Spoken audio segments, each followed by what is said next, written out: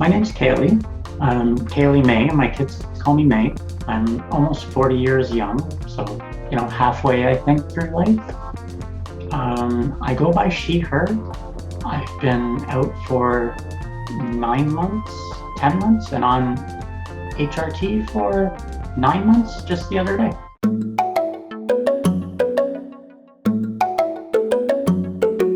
Um, the last few years, I've been a building manager, and I thought I was pretty depressed.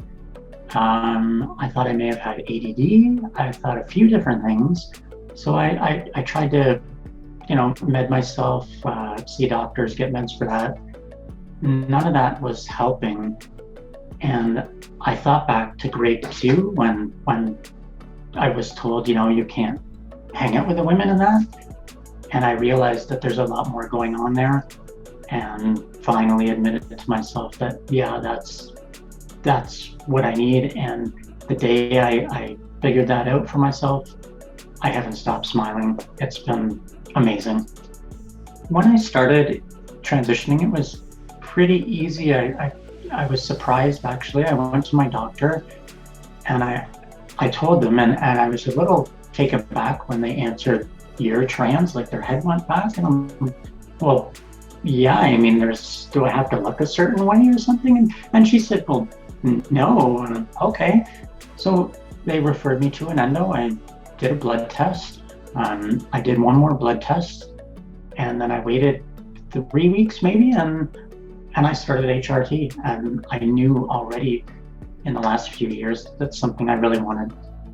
Voice training is probably my biggest fear. I can go out bra shopping with my wife. I can go get my nails done. I can dress as nice as I like, but I'm still shy to try and do the voice train. And I don't know why, but that's the hardest part for me. In a way, I was debating on if I should do this interview or not, because I hear so many stories of people that lose their wives. They go through a very hard childhood, lots of medical issues, and I've been very fortunate to had almost none of that happen.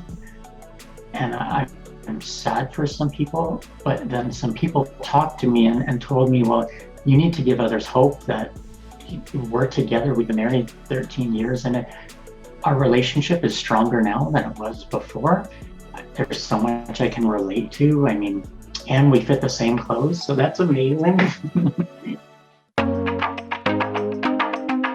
Challenges in my life have not been too many. I mean, I have an amazing wife who supports me, 2 beautiful kids that support me, and they learn about this in school. When I told them, it was, one of the hardest things was to tell my family. And I thought my kids, I would have to explain a bunch. And as soon as I had told them, they said, "Oh, well, Dad, you're transgender then. I learned about this in school." And they're only 12 and 13 years old. And I was really surprised that they're teaching that. And it made it a little bit easier for me to explain to them. So it was really nice that the teachers had already gone through some of that. At this point, things with my wife are amazing. It started, well, I mean, just a given, it started pretty strange. I didn't know how it was going to go. In the past, we had experimented with a few other women. I wanted to make sure that things would be okay. I couldn't have done it without her. I don't think I would have. She's my rock, my stone, my whole life. So if the support wasn't there, I don't know that I could have done this. And now things are just, we cuddle on the couch. For me and her is the greatest night we could have. So it's nice to be able to do those small things. Holding hands is just so different now. Stuff like that. The little things mean a whole bunch. So if I had to give some advice to somebody that's married or in a situation sort of like me, I would say not to go too quick with things. I mean, even if you're going to medically transition, especially, it's a long process. It's years and years. And if you can, like, I really didn't want to scare Cassandra off at all. It would have really hurt. There's no need to rush. It's a very long process, so just let it do its time, and I think that that's the best chance to keep your relationship going. And even if you just end up best friends, if you do things too quick, I think that it could really scare someone off or catch them off guard in a way that they may not bounce back from. Thinking back about it, when I was, 8 or 9 years old, and I was learning to braid hair, and I was sitting with the girls in the class, and my teacher pulled me aside, and one little comment stuck with me for 30-something years of, you can't do that. You're a boy. You need to be over here. And it was just on the back burner for the next long, long time. And finally, I did something, and I mean, I feel so good. I've never felt this good in my life. I see so many other trans people in a lot of the discords and that I'm in. And the one thing that people can't hide is your eyes. Even as mad or upset as you are, their eyes get so big and so happy, and you see the difference in these changes that people go through, and the eyes tell the story, I think, right there alone. I love so many things about, I'm very, very visibly trans. I go out and I don't try to, I blend in. I just walk around and I talk to everyone. I really like doing makeup. I haven't had any lessons yet, so it's kind of like a crapshoot and figuring it out. Not easy. Same as clothes. I love to go shopping, and I think that Value Village and stores like consignment shops are a trans person's best friend. Actually, I went to one, and it was really neat because I seen a group of 6 or 7 trans women together. And during COVID, that was my only real life experience. So it was really nice to see that. And yeah, I love shopping. Anything with the face, I love to do. Just everything that I've missed out on. My hair is getting a little bit longer, so I'm able to do a couple things with it. Everything. I'm just so happy. There's so many things that make me happy about being transgender, and more than I thought. We're superintendents. We've been superintendents for about 12 years, almost since the time we've been together. And it's really nice. Through the whole thing, I've been working, and I get to see a lot of residents. So I've done things slowly. I didn't want to, scare anybody or myself for that matter. I started, just wearing clear nail polish and mascara and small things like that. And residents started noticing, but I found that nobody wanted to ask. They just kind of kept being themselves. Very nice. Most people have been great.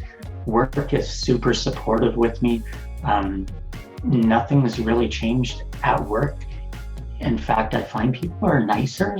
I don't know why, but probably because I'm being me, who I'm supposed to be. So it's really nice that I have a very supportive company and coworkers. It's great. At work, there's a few challenges. The one biggest one, and it didn't bother me for the longest time, was my dead name.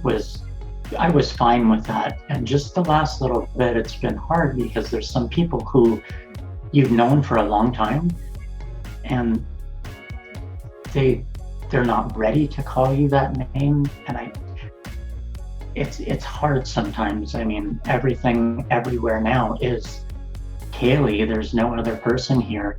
So it's just reminding them, just a gentle reminder. I don't get offended very easy at all. I'm a very easygoing person. So that's probably the biggest hardship for me. There's a few people too that kind of, maybe they're not as friendly with me anymore, but they don't say anything rude, and that's fine. They do their own thing, and I'm okay. Not everybody can like everybody, and I think the world's good like that. It's meant to have some people who like me, some people who love me, and some people who prefer not to talk to me, and that's okay. In the future, I love office work. I always have. And I also love to gossip. So I would like to get out of superintendent and go work in a nice office setting, where I can dress super nice, not have a uniform every day, and gossip and just hang out with more of a group of people versus just doing a random work order. Like some of the things at work, losing a lot of muscle, I have to do huge compactor garbage bins that are not as easy to pull anymore. I have to shovel snow in the winter for a massive property, not just a driveway. So a lot of that stuff gets harder. And I would like to be in an office setting again where I feel super comfy and happy. I just want to say that I love my wife more than anything in the world. My kids come very, very close second, but yeah, she's the most important thing for me. I'm Cassandra. I'm Kaylee's spouse, I guess. I'm supposed to call her now. We've been married for 11 years and together for 13, so it's been really good. So one big thing is sex with my wife has gone a lot better. It's not an everyday, twice a day thing. It's once a week maybe, but it's so much better. It's brought us closer, and I think that's really important to connect like that. It's more meaningful, more time involved. It's really, really nice. And along the lines of that, that's kind of how I made sure that she would be okay with me coming out. We did experiment with a couple women to see if that's something that I wanted to see. She's a very, very quiet, reserved woman, and I wasn't sure if that's something that she would be okay with. And she's definitely okay with that. So I identify as a lesbian, and if she wasn't into women, then I couldn't. Yeah. Well, first it was pretty weird, I thought, because he used to always joke with me that he wanted, if he could ever be a girl, he'd want to be a girl.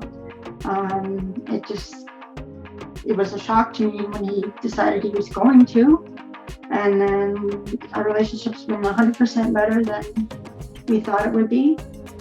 I'm behind her 100%. So after being married for so many years, if you really love the person, you should stay with them.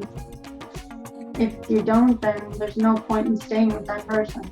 Be yourselves, and I'm happy for all of the people that are trans and that are trying to change themselves for the better. We have two beautiful kids. They're amazing kids. Well, everybody says that about their own kids, I guess, but they really are special.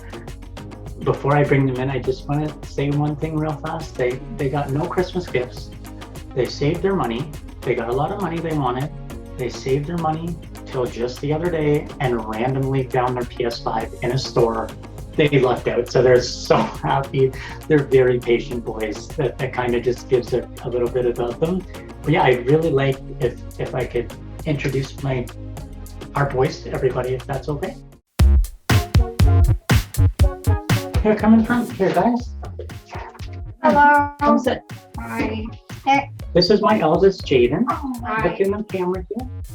He's 13 years old. Not 12. Going to be 13. Hi. And this one is Xander. Say hi. Hi, I'm gonna be 12. They were born less than a year apart, the Irish twins, they call No, it. it was 310 days.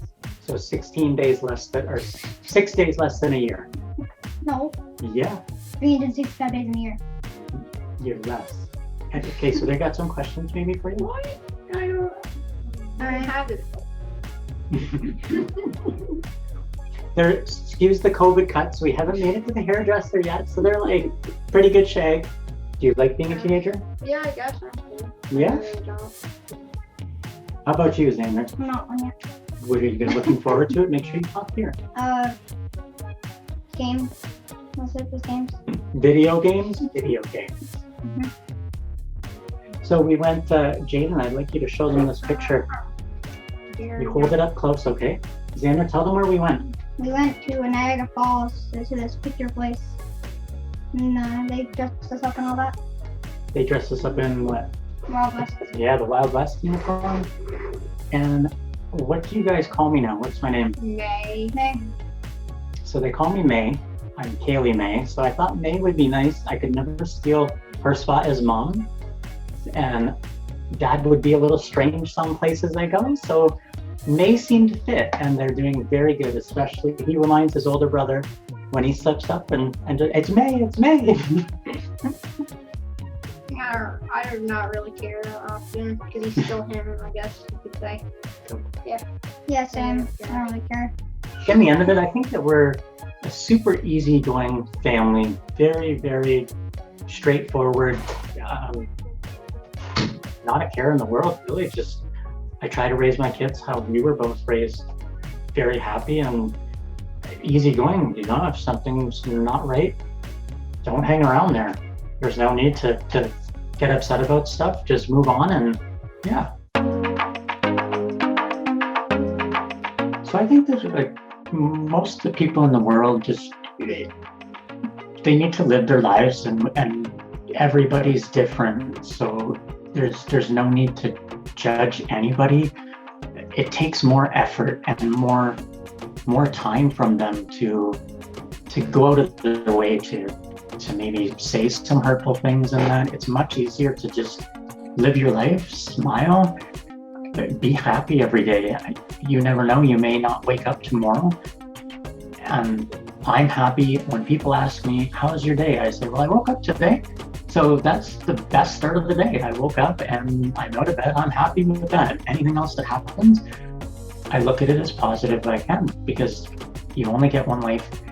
You only here for a very, very quick second in the grand scheme of time. So yeah, just live it, smile, treat everybody like you would treat your mom or your dad or your brother or your best friend or even your dog. I mean, just treat everybody the same and smile, and it really rubs off on other people. You do one small thing and you may not get it back from them, but the butterfly effect kind of goes down the line, and they get it as well. And don't dress your age, dress how you feel. Honestly, dress how you feel, because I'm sorry to use this, I dress like, yeah, really provocative or slutty. I don't know which is a good word to use, and I feel like I'm a teenager who should be dressed like, I can't help it. Just dress how you feel. Don't let anyone tell you, you can't wear that. You're 40 years old, or yeah. At the end of the day, one thing that's really important for me as a community to have, if you can find a community, and most of it, especially with COVID right now, is online. But there's some really nice LGBTQ and especially just transgender servers. I'm in a few of them, and it's great to be able to, people have their stories there, their medical information. They have big pride balls once a month, stuff like that, where we can all just get together and talk or feel like a part of a family there. And there's lots of people who have no one in their lives. And I couldn't imagine going through this without having some kind of contact. So find a group of people, or a person, or a pet, or even a plant, anything that's alive that can listen to you. They don't even have to talk back to you. It's just something that you can talk to. And I think that could help a lot and prevent a lot of sadness and maybe questions. Yeah. That's the kind of person I am, just always happy. I don't think I've stopped smiling for the last 9 months.